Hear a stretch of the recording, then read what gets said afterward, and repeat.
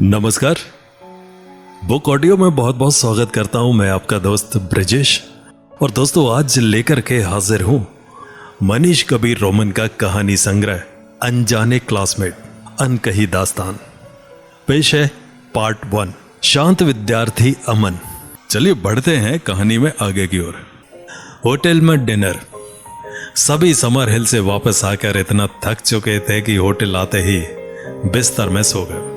करीब 1 घंटे के बाद उठकर अमन ने जय से पूछा, यार ये बताओ, अंजलि ने बीच बीच में मुझे देखा कि नहीं?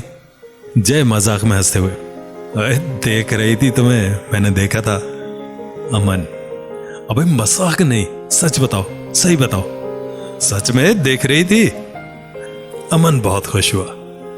हाँ, मैं कंफर्म कर रहा था, मैंने भी नोटिस किया था।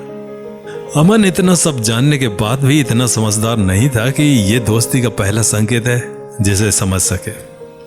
आज से 18 साल पहले एक साधारण परिवार के विद्यार्थी का यही हाल हुआ करता था, क्योंकि स्टूडेंट्स लाइफ के साथ साथ ये भी याद रहता था कि यार पढ़ो, घर वाले क्या कहेंगे। बस अधूरी उम्मीदें और अधूरा पागलपन रहता था। बहुत ज्यादा कोई मॉडर्न नहीं होता था। अमन सभी के साथ आराम करने के बाद रात के खाने के लिए गया, जो उसी होटल में व्यवस्था थी। जैसे ही पहुंचा, देखा कि एक लंबी मेज लगी थी। उसमें एक मेज पोश बिछा था तथा अलग अलग कटोरी, बीच में चम्मच, कुछ कांटे वाले तथा कुछ सामान्य चम्मच रखे थे। सबकी प्लेट के साथ कांच के गिलास और मेज के चारों तरफ कुर्सियां लगी थी। ऐसी ही कई चीजें थी। कुछ स्टूडेंट्स बैठ गए और कुछ हाथ धो रहे थे और कुछ बैठने के लिए खड़े थे। दरअसल क्या खाना है पहले से फिक्स था, इसलिए वेटर खाना लेकर परोसने लगा। अमन भी अपने दोस्त के साथ एक मेज की कुर्सी में बैठ गया। अमन को लग रहा था कि यार ऐसा तो कभी नहीं खाया। बस सीधा दाल रोटी चावल खाने वाले आश्चर्य से कुछ कम नहीं था। अमन की नजर मेज के बीचों बीच रख एक बॉक्स में पड़ी, जिसमें कागज की तरह रुमाल रखी थी।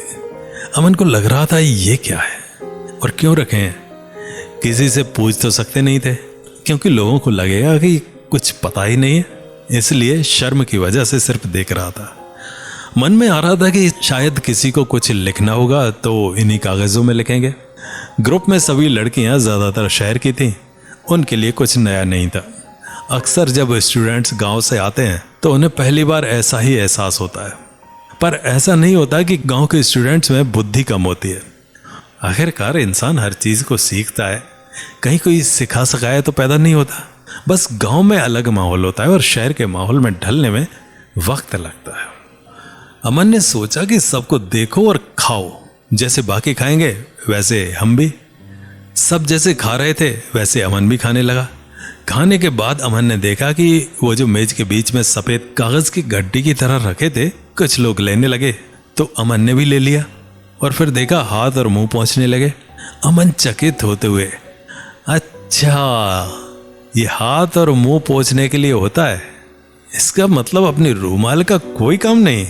इसके बाद सभी लड़कियां और सर बिल काउंटर में रखी सौंफ जिसमें मिश्री पड़ी थी, एक एक चम्मच लेने लगे।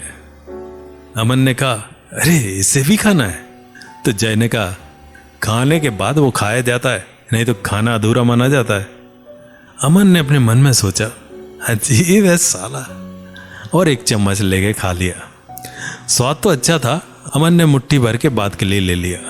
काउंटर में खड़ा वेटर अजीब नजरों से देख रहा था। अमन हंसते हुए वहां से चल दिया। लेकिन अमन की लाइफ का पहला डिनर था जो कई चीजें सिखा गया। शिमला की रात।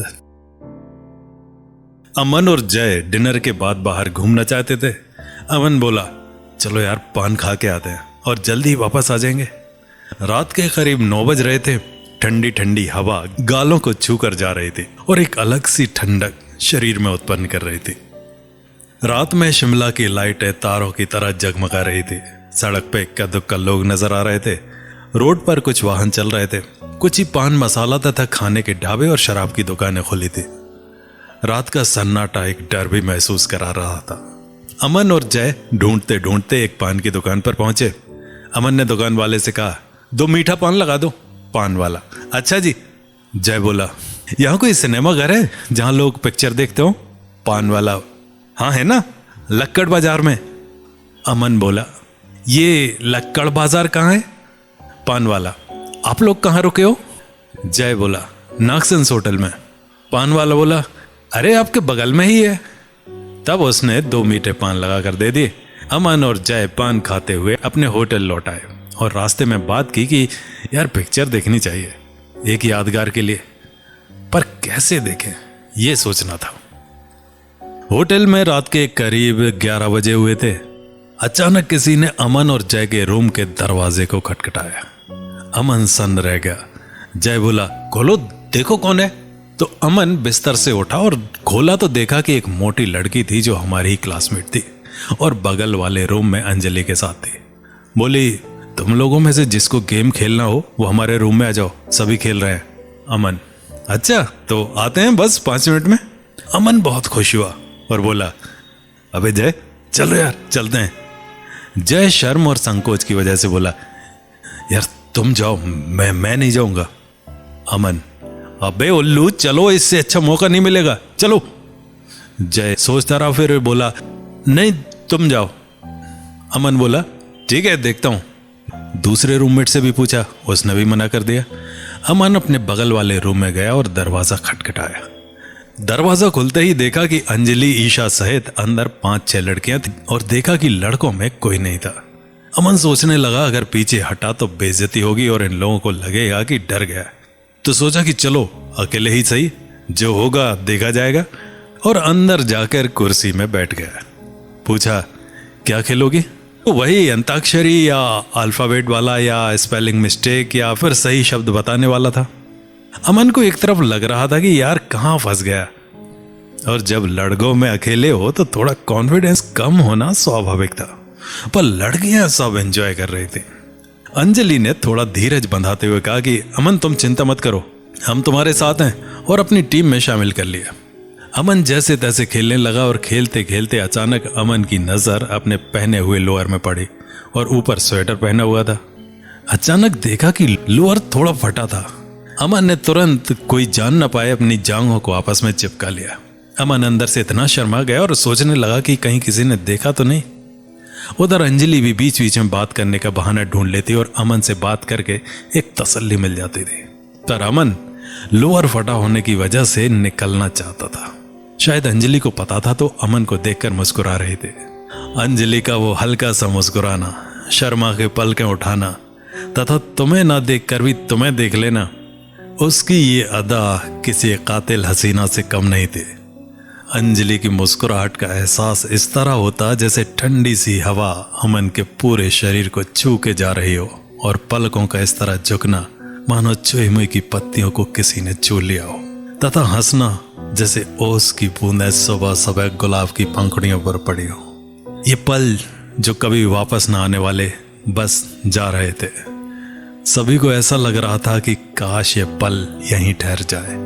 मस्ती करते करते रात के करीब 2 बज चुके थे और अमन अपनी जांघों को सिकोड़े खेलता रहा और हंसी मजाक करता रहा। फिर सबने सोचा बहुत हो गया, अब सोया जाए। अमन अंजलि को गुड नाइट बोलकर अपने रूम में आ गया, लेकिन ठीक से नींद नहीं आई और उन पलों के बारे में सोचता रहा, क्योंकि अमन की लाइफ का यह सबसे अलग एहसास था। अमन और जय का रोज का प्लान फिक्स था कि बिना बताए सुबह 6 बजे दूर पहाड़ों की सुबह का आनंद उठाओ और जल्दी आकर सबके साथ शामिल हो जाओ। मशोबरा शिमला।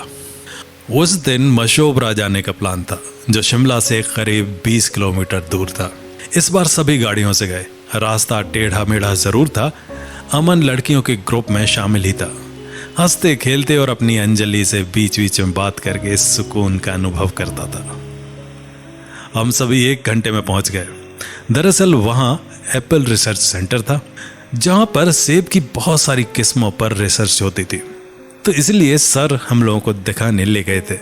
मशोबरा शिमला क्षेत्र का एक टाउन है जो खूबसूरत वादियों में बसा है। वहां की प्राकृतिक सुंदरता देखने लायक थी। एक तो मौसम इतना खूबसूरत, धूप साफ, ताज़ी हवा, वातावरण ताजगी से भरा हुआ, ऐसा महसूस हो रहा था मानो शरीर में एक जीवंत ऊर्जा का संचार हो रहा हो। चारों तरफ ताजगी का एहसास करा रहा था। कोई नहीं था जो ये ना सोच रहा हो कि काश हम यहीं आके बस जाए। इस खूबसूरत माहौल में अंजलि का कोयल की तरह बोलना और अमन की तरफ देखना, उस पर अंजलि का काला चश्मा चार चांद लगा रहा था।